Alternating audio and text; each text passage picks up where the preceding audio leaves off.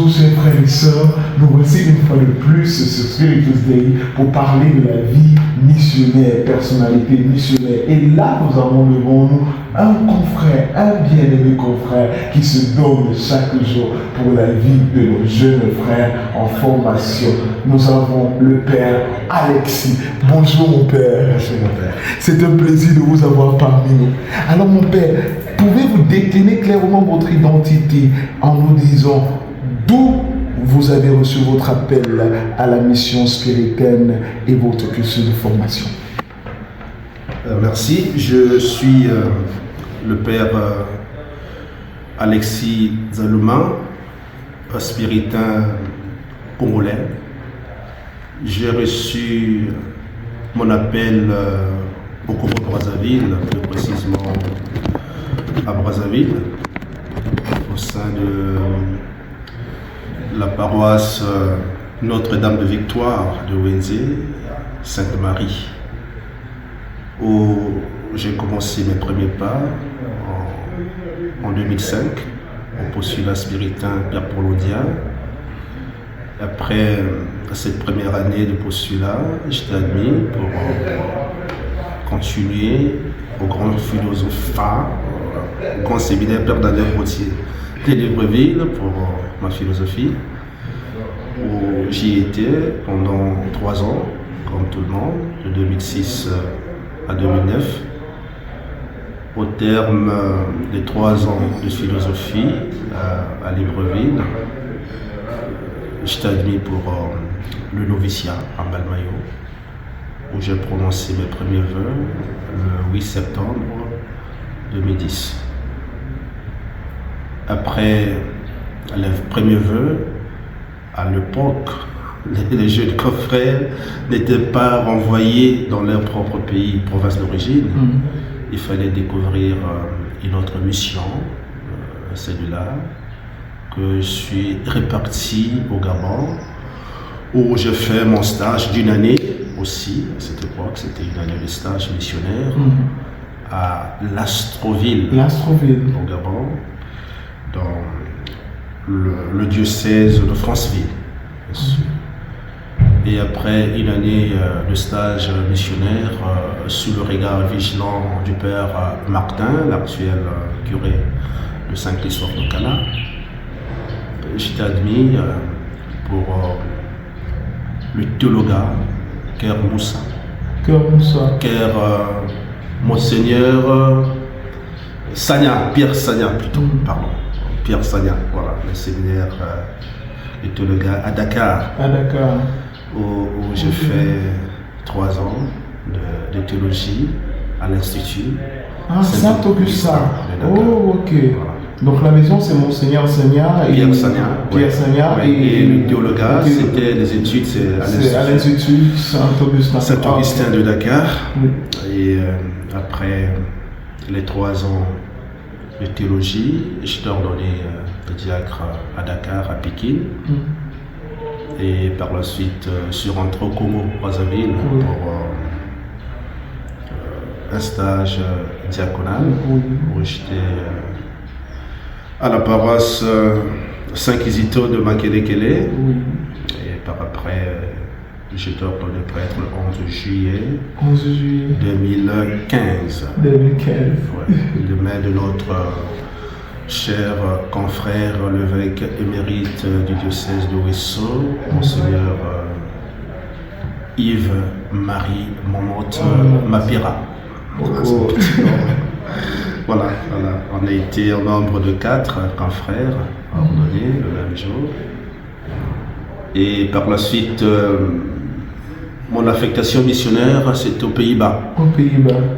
Où j'ai passé 6 ans, s'il faut le dire, 6 ans, 2 ans de langue et 4 ans de mission. Voilà.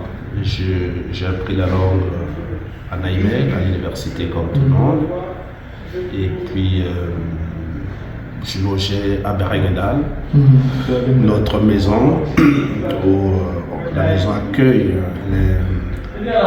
les confrères qui font les études supérieures, aussi pour l'apprentissage de la langue. Das heißt Netherlands? Oui, Ik spreek een klein beetje Nederlands. Een beetje. Et donc, mon père, comment était votre... Oui. Niet zo duidelijk. Je probeert om Nederlands te praten. Leuk. Goed. Oké, mon père. Et comment... Hartelijk bedankt. Hartelijk bedankt. Dankjewel. Ok. Et puis, après 6 ans de mission, j'ai pris la résolution de rentrer au Congo-Brazzaville. Je suis rentré au Congo. J'étais affecté au nord du Congo, à plus de 1500 km de Brazzaville, dans une petite paroisse dans le diocèse d'Infondo, à Enyélé, où j'ai œuvré pendant 2 ans et demi comme curé de paroisse. La première année, j'avais un stagiaire. La deuxième année, également un stagiaire.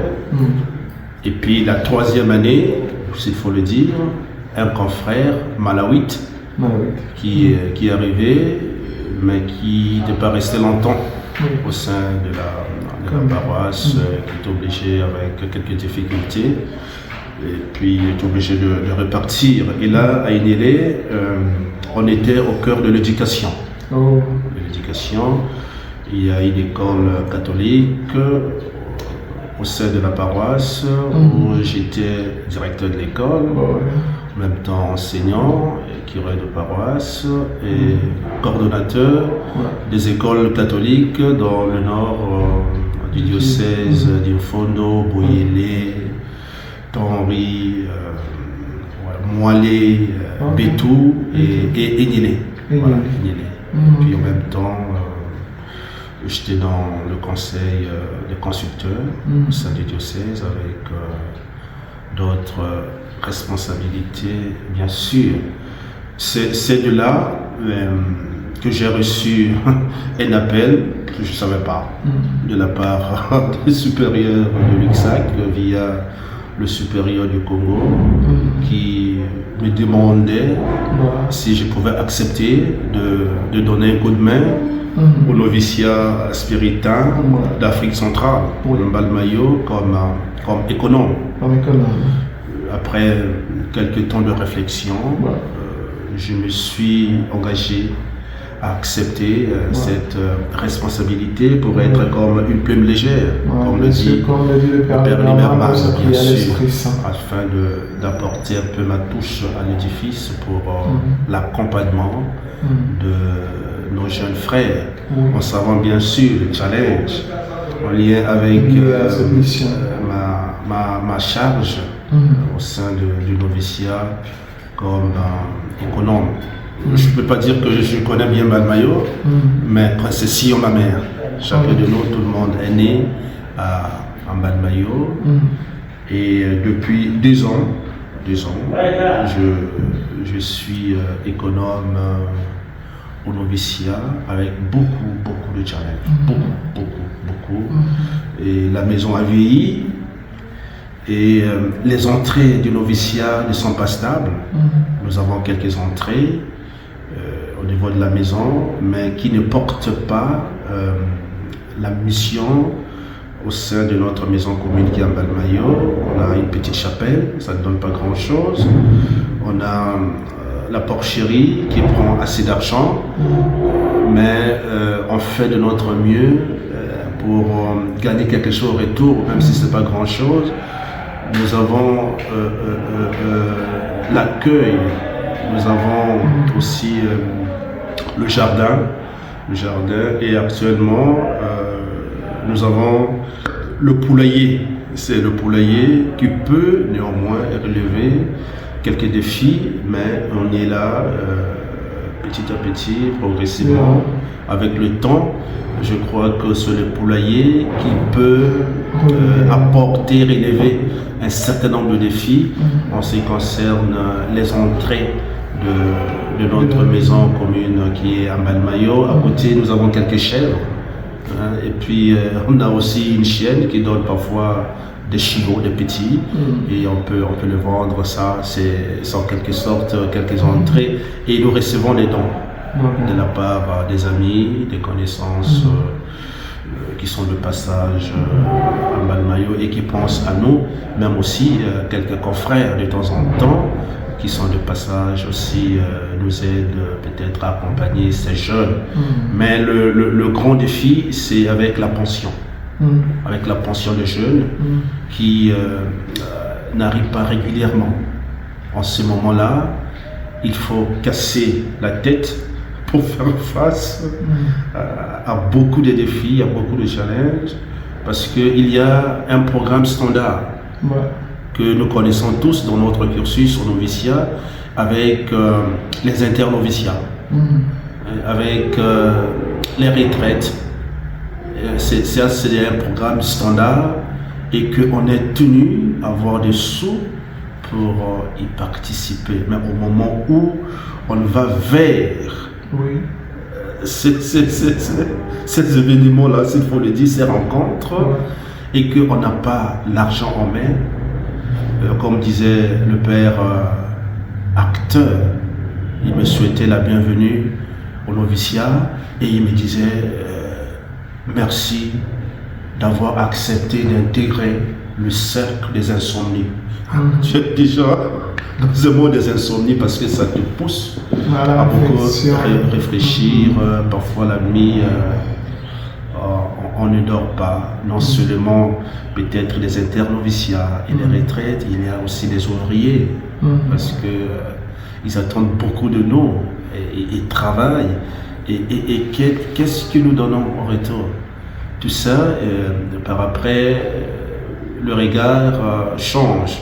Tu parles avec une personne, une travailleuse ou un travailleur de la maison, tu sens que ce n'est plus convivial parce que le salaire n'est pas encore arrivé, on n'a rien reçu et ça joue sur le rendement au niveau du service à rendre au sein de la maison et ça nécessite un peu beaucoup de tact, beaucoup de tact pour y faire face.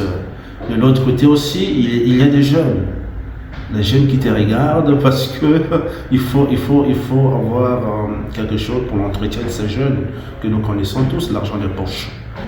Et comment vivre à l'étranger où il y a des Nigérians, où il y a des Béninois, où il y a des Sénégalais, où il y a des Gabonais, des Congolais, des Centrafricains, même des Camerounais bien sûr.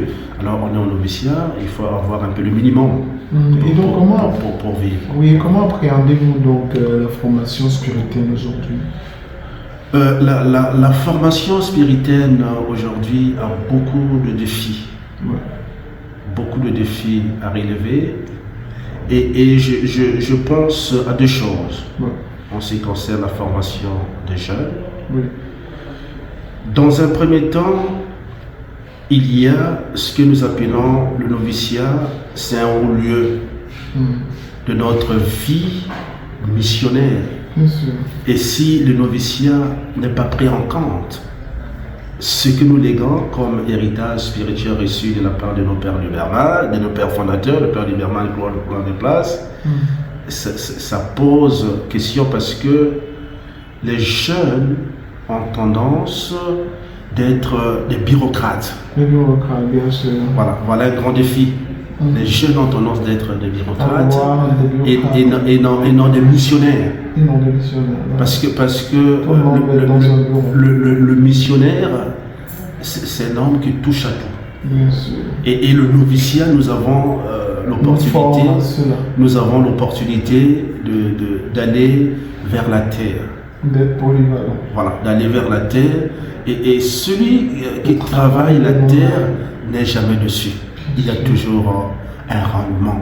Et ça n'enlève à rien à un missionnaire qui fait recours à la terre. Je ne dis pas seulement la terre pour être, je sais pas, agriculteur ou je ne sais pas comment, mais c'est la vision que nous pouvons y avoir parce qu'en Afrique, nous avons encore des missions fragiles. Avec l'héritage du noviciat, on peut relever des défis demain dans nos lieux de mission.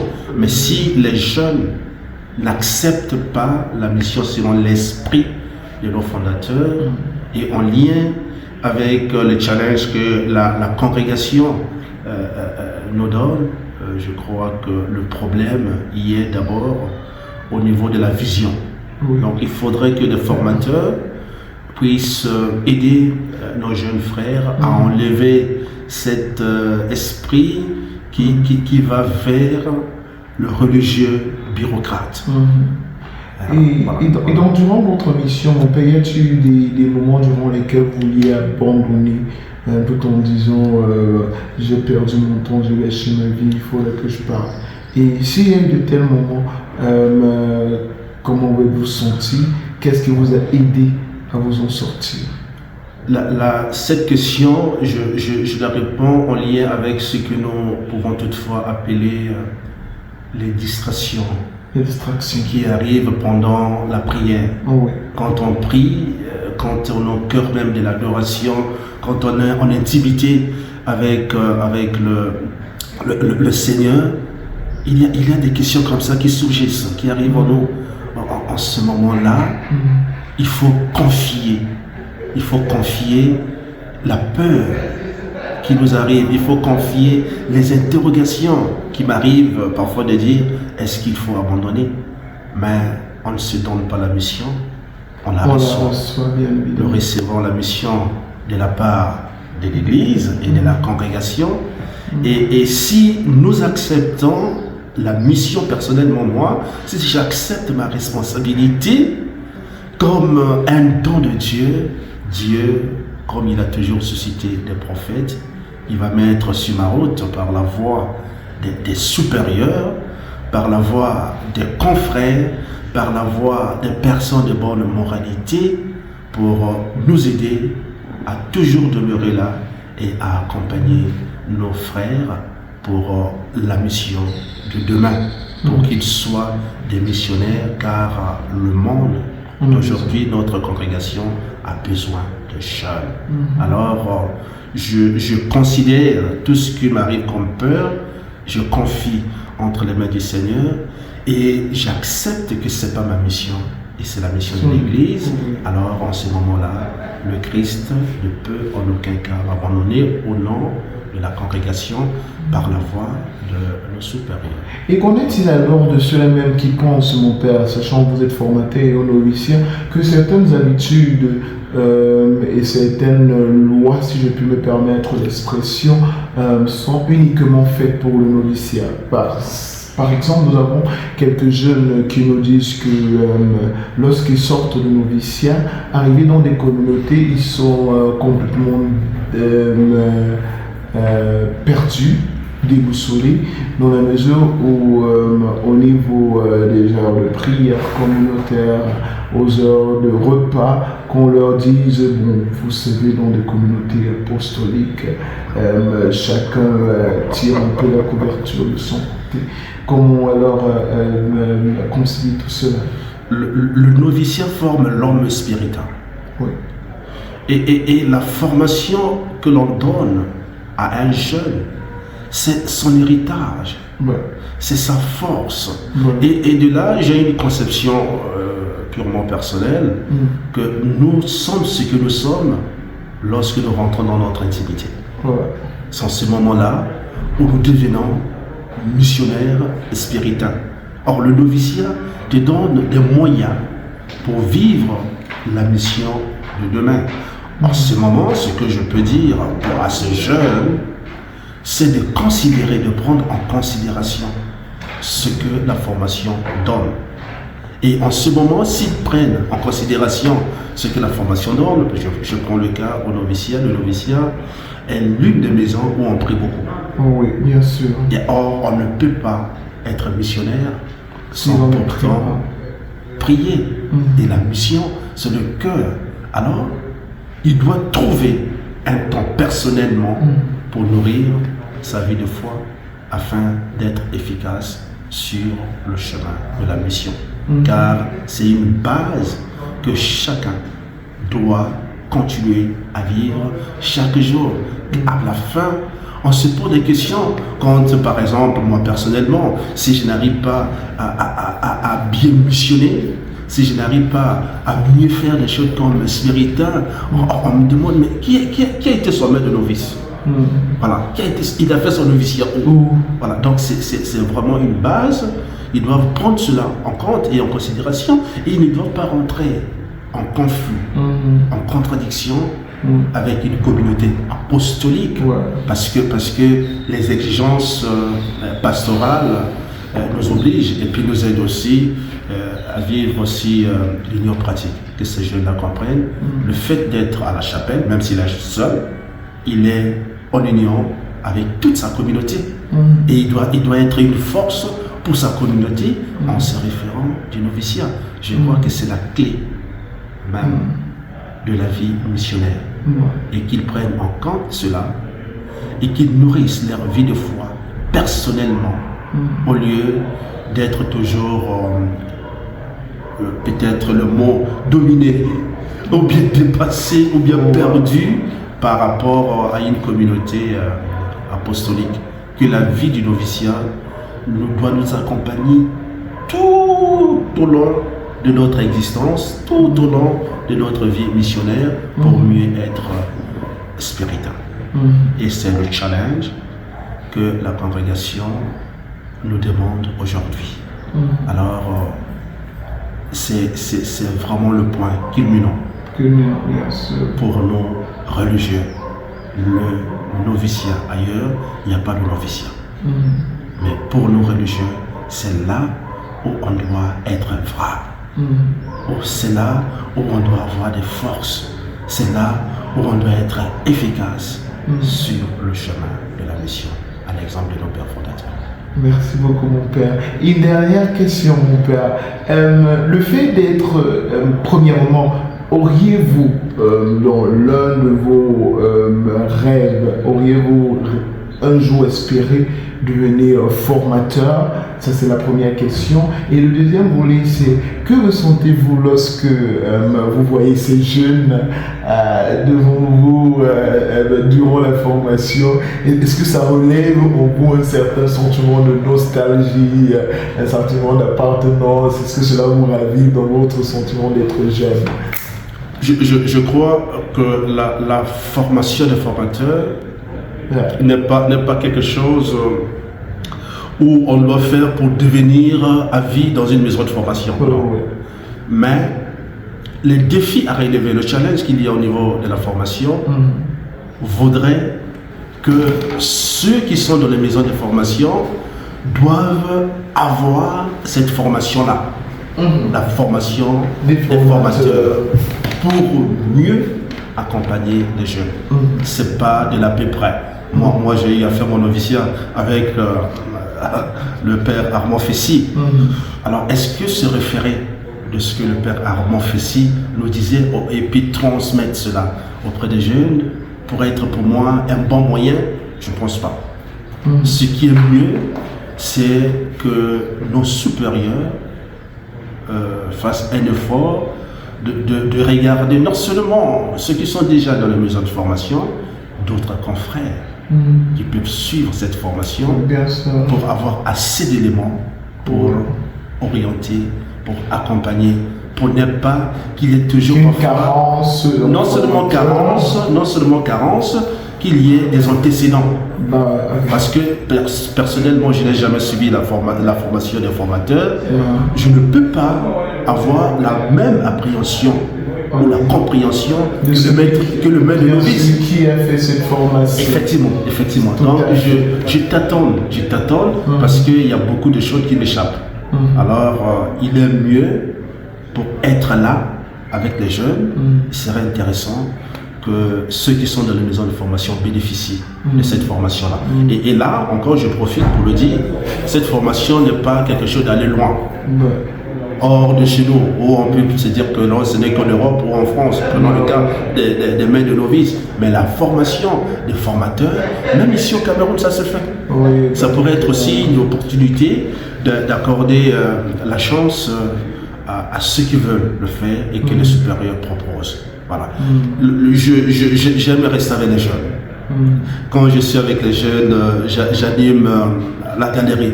Je leur raconte un peu voilà, les histoires pour les encourager à aimer la mission et à être comme nous. À être comme nous, mais à nous dépasser. À nous dépasser. Ça fait plaisir. Ça fait plaisir de voir les novices en train d'animer une messe. C'est beau, c'est beau. Le sentiment que ça relève.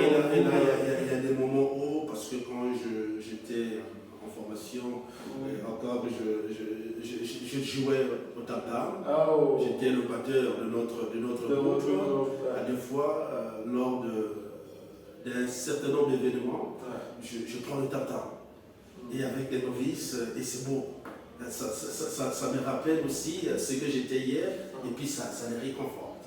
Ça les encourage à mieux aller de l'avant. En tout cas, j'ai parfois aussi cette nostalgie de voir des jeunes. Mais ce que je veux pour eux, c'est qu'ils soient épanouis. Bien sûr. Voilà, c'est cet épanouissement-là qui font de nous spiritains. Car un spiritain, quand il arrive quelque part, on doit sentir qu'il est là. Bien sûr, l'esprit ne se cache pas. Le propre des internoviciats, on cherche toujours les spiritains. Toujours les spiritains. Parce qu'on a. Lorsque les spiritains sont pas ensemble, il y a quelque chose qui manque les choses. Quand l'esprit est là, ça fait mouvoir. Ça fait mouvoir. Et c'est l'œuvre de l'esprit qui est au service même de l'Église aujourd'hui.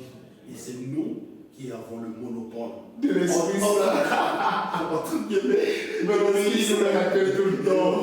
peut le dire à qui veut l'entendre, même si certaines personnes nous sommes les pères de Saint-Esprit.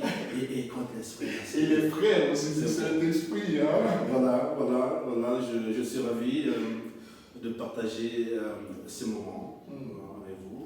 Ça fait plaisir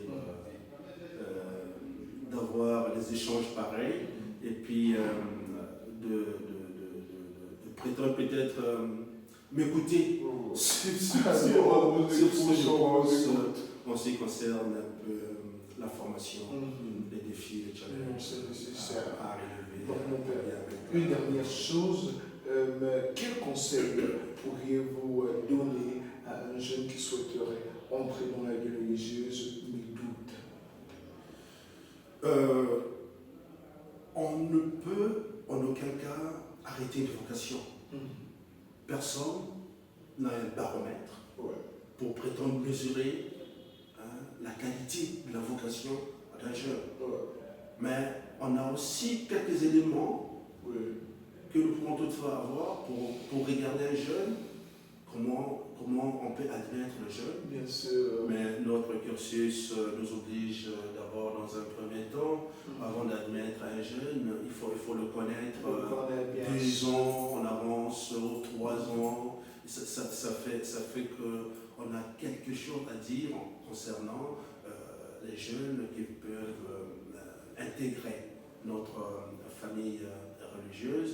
Je dirais que l'accompagnement doit être vrai. Ça doit être vrai. Et on doit connaître très bien les jeunes. Je vais te faire rire. J'ai eu à être au postulat avec mon directeur du postulat, le père Yves Ndussi, qui a été mon directeur du postulat. Le maître de novice. Et là, une salutation particulière au père Yves. Pour admettre les jeunes au postulat même, la loge du postulant, il y a eu des investigations. Voilà, ça aide pour connaître les jeunes.